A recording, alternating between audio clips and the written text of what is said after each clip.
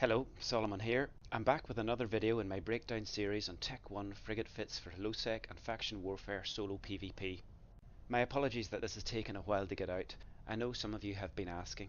Work has been hectic since the beginning of the year and has taken its toll on my free time, and embarrassingly I kind of ran out of ISK to fund my PvP habit. I'm trying to fix both these things. I'm flying Minmatar this time. This is the Breacher. With the conclusion of this video, I will have covered a T1 frigate fit from each race in EVE, so whatever your racial preference, there's something for everyone to try in this series. I have tried to focus on finding fits that work not just on paper, but also in the brutal coldness of space and against a good range of opponents, and hopefully demonstrating how they are flown. I'd really like to cover another fit from each race, and include a couple of weapon systems I haven't covered yet, but we'll see how that goes. Time and ISK reserves are against me right now. I'm still very much enjoying Frigate solo PvP, and my aim for this series has been to encourage others to try it by attempting to explain some of the mechanics and thought processes you need to be aware of to become a better PvP pilot. It's a constant learning process. And so to the Breacher. The Breacher looks little more than a fragile scrap heap, but as with many ships in EVE, it can be designed to be a formidable opponent. A quick look at its traits and we notice a bonus to rocket rate of fire and shield boosting amount. I have wanted to fly this ship and fit for some time now after coming up against it many times in the past, usually resulting in me exploding. It's a fairly common fit around low-sec and faction warfare, its key component being a dual active tank split between a shield booster and an ancillary armour repairer. Let's go through it quickly. 3 Tech 2 rocket launchers in the high slots. In the mid slots, a Tech 2 1MN afterburner, compact web and scram. This is a tight fit on CPU, and the compact versions are required here due to their lower CPU requirements, and a medium ancillary shield booster, the first of our active tanks. Ancillary shield boosters work with cap booster charges. The general rule of thumb is to load the smallest cap charges possible in your ASBs. The trap is to think that larger charges give you more burst tank. They do not. The recharge amount doesn't depend on the charge size, so for shield boosters, always load the smallest possible charges to give the max number of cycles for your booster. I have Navy Cap Booster 50s loaded, which gets you 9 charges out of your ancillary shield booster. In the low slots, I have a Tech 2 damage control, a Tech 2 ballistic control system giving a further boost to our rocket's rate of fire, and the second of our active tank mods, a small ancillary armour repairer. The active tank on this ship is pretty awesome, and assuming you are able to get all your ASB and ancillary rep charges off without wasting any or over repping, it allows you to win a DPS race against other frigates, and even fight above its class. More on that later. I want to talk a little bit about the rigs fitted. I have chosen 2 small anti-EM and 1 anti-thermal screen reinforcers. These rigs help to plug EM and thermal resistance holes of the shield. Let me demonstrate an EFT. If you're not familiar with EFT, it stands for EVE Fitting Tool, and is a great out-of-game tool for testing ship fits and sizing them up against potential opponents. Unfortunately, it doesn't appear to be being updated any longer, which is a real shame, but there are other out-of-game fitting tools that get good reviews. I go over EFT in more detail in my previous Atron videos, so if you're new to EFT, I recommend watching those.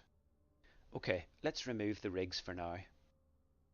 Every ship has a number of natural resistances to shield and armour damage. These resistances are split between EM, thermal, kinetic and explosive. Think of resistances as reductions to incoming damage. The higher the resistance, the greater your ship's ability to reduce the incoming damage. The top row percentages here are the shield resistances. In the absence of the rigs, notice the resistance percentages for the shields. The EM and thermal resistances are lower than I would like. The shield is going to be very susceptible to EM and thermal damage, and I'd like to plug this hole. Watch the percentages as I add in the rigs.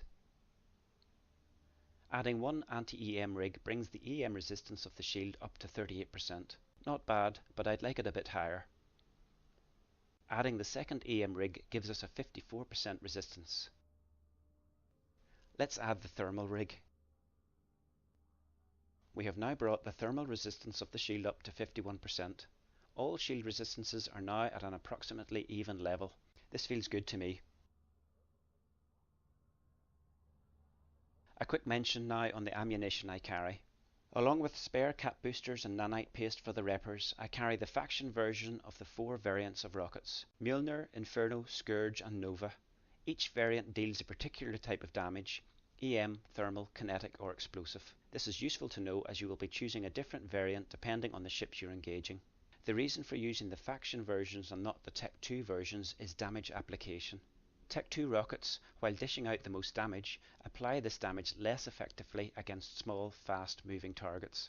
As I'll be fighting against other frigates, small, fast ships by nature, using Tech 2 rockets would leave me at a disadvantage when it comes to inflicting pain. If you want some more info on rockets and damage application, I talk about this in a little more detail in my Kestrel video. One of the great things this fit will teach you is how to fiddle with your bits. What I mean here is, there are a lot of active modules to manage, plus 2 drones to control. If you want to practice some next level module management, then this is a good fit to use. It's partly why I wanted to fly it. Especially important is managing your shield and armor reps closely while in a fight, so that you're getting the max amount of reps out of your modules and avoiding wasting unnecessary reps. What I want to highlight foremost in this video is how to manage this active tank in order to get the most out of it. I learnt this from Ido Cohagen's video on the Breacher, so hat tip to Ido here for the knowledge, and apologies if I'm not pronouncing your name right. I've linked his video in the description of mine. Watch as I fight this Crucifier Navy issue. I allow my ship to bleed through 70% of its armour. Only then do I start repping, and I activate both reppers at the same time.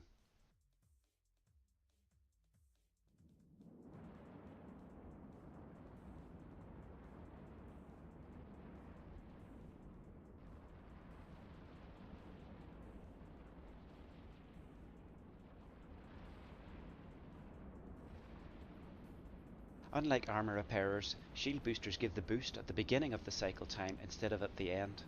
As the shield booster does its job, it allows the ancillary armour repper to replenish the armour behind it. When both shield and armour hit points have repped up, you switch them off and repeat the process.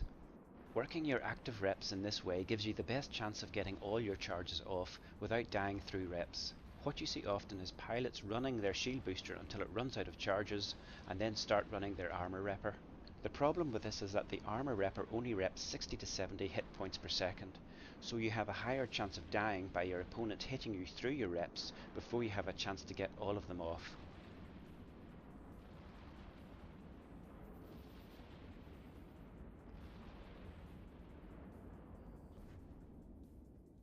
I'm about to fight a Tormentor here. I load Nova rockets against MR ships. In all probability it will be fit with lasers. Lasers track terribly, so the objective against lasers is to get a tight orbit to throw off the tracking of his guns, therefore lessening your incoming damage as he struggles to hit you. I'm sitting some 6 kilometers away from the warpin beacon, the point where all ships land within a faction warfare plex. I have my afterburner preheated as I normally do, though not really essential in this fight, but I was keen to establish my tight orbit as soon as possible. Not sure why I have my scram overheated here, there's no need for that. As he lands, I spam the orbit command, which has been set to 1000 meters, and kick on my afterburner. The fight begins.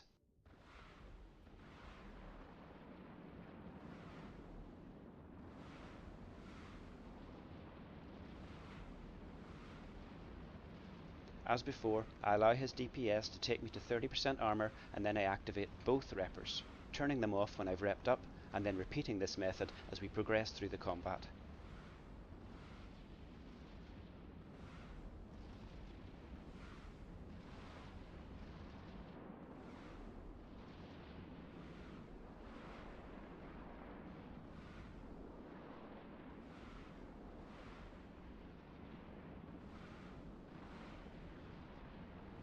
This is one seriously tanky Tormentor. I check the heat on my launchers, I don't want to burn them out.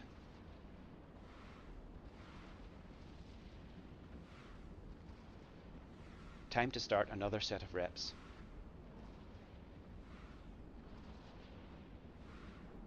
I over rep here, wasting a couple of charges, but he's now in low armour.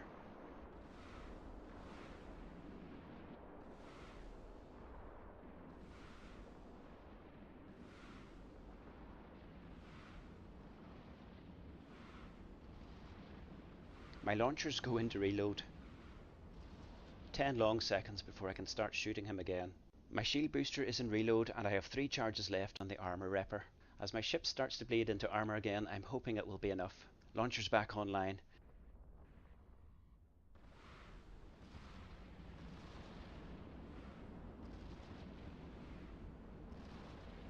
5 flights of rockets later and the fight is over. A great fight. That was one tough tormentor. Checking his fit after showed me that it was capable of passively tanking over 7,000 hit points, increased by an ancillary armor repper at the same time. A good example of how well this dual rep breacher can tank. Yet, despite this great tank, getting punched in the face consistently with 250 plus DPS isn't going to end well. I take on this Merlin sitting in a faction warfare plex.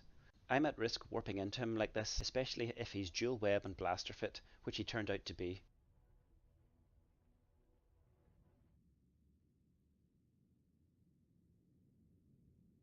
As I land, I have my afterburner overheated to try and pull as much range as possible before he webs me, but it's just not enough. He's sitting waiting for me and burns straight for me.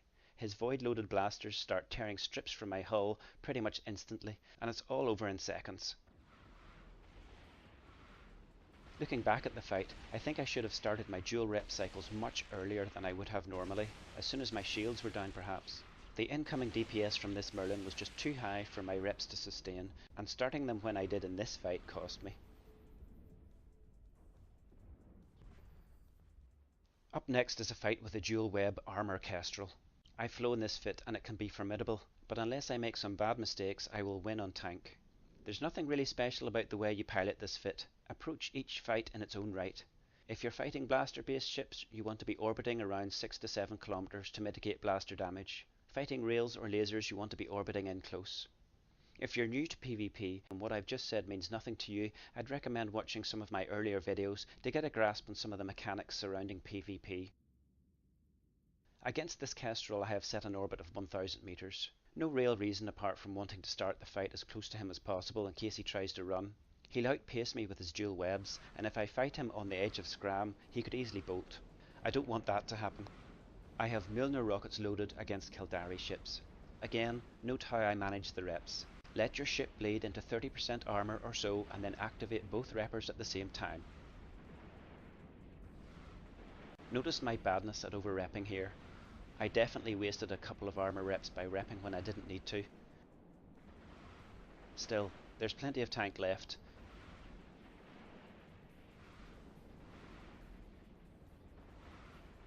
The fight is over and I moonwalk out before the vigil gets me.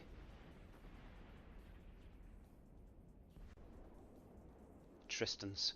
I have a love-hate relationship with Tristans. You just never know what you're going to get with a Tristan. It's a very versatile ship. Could even be worth doing a video series on them alone actually. Against this Tristan some mistakes were made. Let's go through the fight. I have Nova rockets loaded for Galenti ships and my web, scram and afterburner preheated. I always prepare for a micro warp drive fit drone boat with Tristans as it's a very common fit, so I want to get on top of it fast and turn off its micro warp drive. As soon as he lands, I kick on my afterburner and spam approach. Here's my first mistake. My drones are currently engaging a hostile NPC. I don't notice and fail to give the command for them to attack my opponent instead. This costs me some valuable DPS.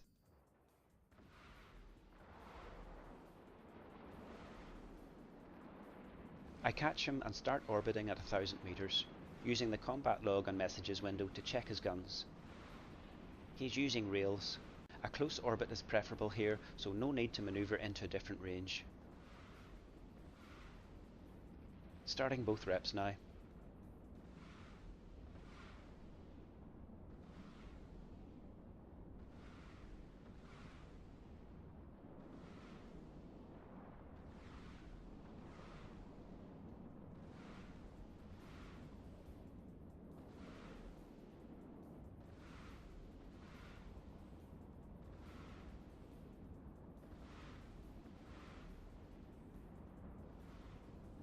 Here's my second mistake. My shield booster ran out of charges and I shouldn't have let it run on. Without charges it uses a huge amount of capacitor per cycle and it drained my cap enough to switch off my small ancillary armor repper. I notice and turn it back on, but I'm not able to get a rep cycle off in time. Great fight nonetheless, very close. Had my drones been on him and my armor repper not turned off, I'd have won this I'm sure. I'm sitting looking at this comet that's burning towards me. He's micro warp drive fit with blasters, which is nice for me and not so good for him. Blasters are short range weapons, and once I shut off his micro warp drive with my scram, I should be able to orbit him at a range outside of his blaster damage. As he hits 40 kilometers or so from me, I do a 180 and burn at him with an orbit of 6,500 meters selected. As soon as he's in range, I web and scram him.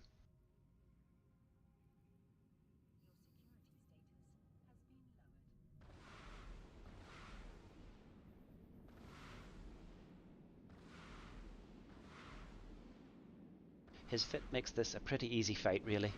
I'm only taking damage from his drones, which I can tank quite easily.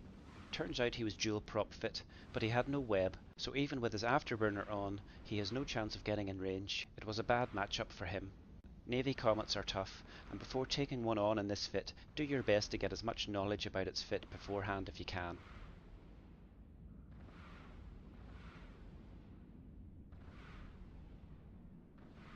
I wouldn't shy away from a comet fight in this fit. You just gotta play it carefully. Any micro warp drive fit comet and you're probably okay. Against an afterburner blaster comet, make sure you start the fight outside of the blaster range. They'll be faster than you, but if you get some good hits first, you may end up winning. I would avoid afterburner fit rail comets.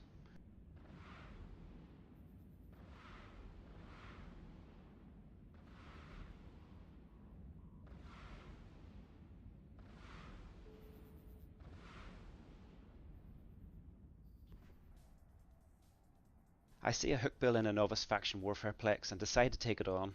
I wasn't convinced I was going to get out alive, as hookbills are pretty strong Navy frigates, with a bonus to rocket and missile damage. However, I was hopeful given the awesome active tank on my breacher, and it's good to give these types of fights a go in my opinion. Let's find out. Load Milner rockets for Kildari ships.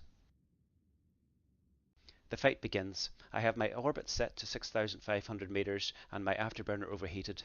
Drones are launched. Never not launch drones. Hovering over the web icon above my HUD, I check to see if he has dual webs, a common fit in low sec. Only a single web on me, and comparing our speeds I can see I'm over twice as fast, indicating he is probably micro warp drive fit. He's shield tanked, dual medium ancillaries as it turns out. I'm watching my armor blade and getting ready to activate both reppers, in unison. Rocket and missile damage application is affected by the signature size and speed of your target ship, applying most effectively against bigger, slower ships and less effectively against small, fast ships. With my velocity being much faster than his, and the fact that I'm moving in an orbit and not in a straight line, it is helping to mitigate some of his incoming damage. That's my understanding anyway. As my scram burns out because I've stupidly had it on overheat, I win the fight, fairly comfortably as it turns out. I've had tougher fights with hookbills before. If you want some more info on rockets and damage application, I talk about this in a little more detail in my Kestrel video. Last fight in this video is against another tanky Tormentor. The Tormentor is a formidable opponent and a worthy ship to choose for frigate PvP around the faction warfare zones of low-sec. This Tormentor is fit with armor plates and a small ancil repper. It has 2,000 more effective hit points than me and a good deal more DPS. As with all laser ships, you want to orbit close to mitigate the damage from the lasers due to their poor tracking. I have my orbit set to 1,000 meters and loaded Nova rockets against MR ships. As soon as I see him land, I'm spamming the orbit command and kicking on my afterburner. The fight starts, and within seconds the DPS from the Tormentor has stripped my shields and is getting to work on my armor. Like I said, formidable ships. I kick on both my reps. There's not a great difference in speed between us, and I'm having trouble closing the gap to establish a close orbit. Watch here as my opponent does a 180 and heads towards me. This is a good move. I'm assuming his plan was to slingshot past me and burn out in the opposite direction to allow his lasers to get a better track on me. It works. Notice how, as my ship slows to turn back into its orbit, he gets a good penetrating shot on me. He slingshots again and again lands a penetrating shot as my ship slows down to turn. But as he shoots past me each time, our angular velocity is high and his guns miss their mark a couple of times, losing him some much needed DPS and giving me a window to win the DPS race. Remember, tracking has no bearing when using rockets. They will always hit their target. This was a great fight against an experienced opponent. The faction warfare zone of the Citadel region was my old stomping grounds where I learned the ropes of solo PvP. Fond memories here, and a hat tip to rapid withdrawal and schneck pilots that live here. Always up for a fight, and would happily chat to you after they killed you to impart some tips and advice on why you died. That wraps it up for this video. Those were some of the nice fights I got into in this Breacher fit. I recorded many more fights, both wins and losses, which I have put in a playlist and linked in the information below. Thanks for watching, and I hope you got something out of it. At the very least, how to manage the active tank in this fit. If you like what I'm doing here, please subscribe to my channel for future videos in the series. I hope to not leave it so long until the next one. We'll see how it goes.